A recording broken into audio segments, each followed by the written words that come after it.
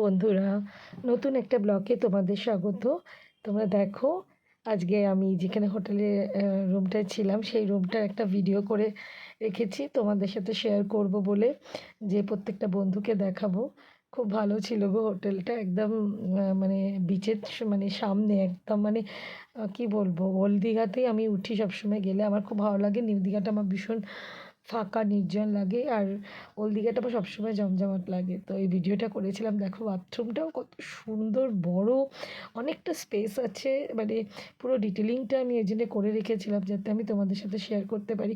দেখো, আমার হোটেল ব্যবসা নেই, আমি হোটেল ব্যবসার মধ্যে কোনোভাবেই পড়ি না, বাট জিনিসটা খুবই মানে ভালো, এবং মানে নিউ ওটা হয়েছে একদম পুরো। যার জন্য আমি মানে ভিডিওটা রেখেছি তোমাদের জন্যে। তোমরা যদি কেউ যাও তাহলে এখানে উঠতে পারো। আর মানে খুবই লাক্সারি রুম, খুবই পরিষ্কার চতুর্দিকটা, এবং মানে খুব রোমাঞ্চকর একটা ওয়েদার ওখানে, মানে খুব সুন্দর।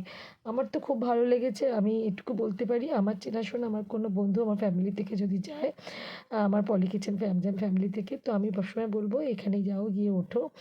মানে যথেষ্ট সুন্দর রুম এবং রিজনেবল প্রাইস।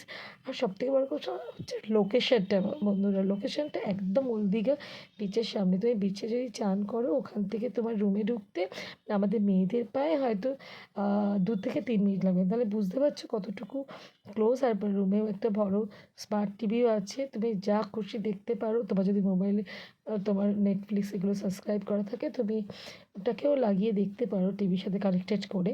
তাছাড়া হোটেল থেকে সমস্তটাই প্রোভাইড করছে। আর লাঞ্চটা তুমি আলাদা করে নিয়ে নিতে পারো, পাশেই রেস্টুরেন্ট আছে, আর ওরা সকালবেলা চাটা দিয়ে যায় রুমে এসে, বাদ বাকিটা নিজেরাই করে নিও। খুব ভালো লাগলো।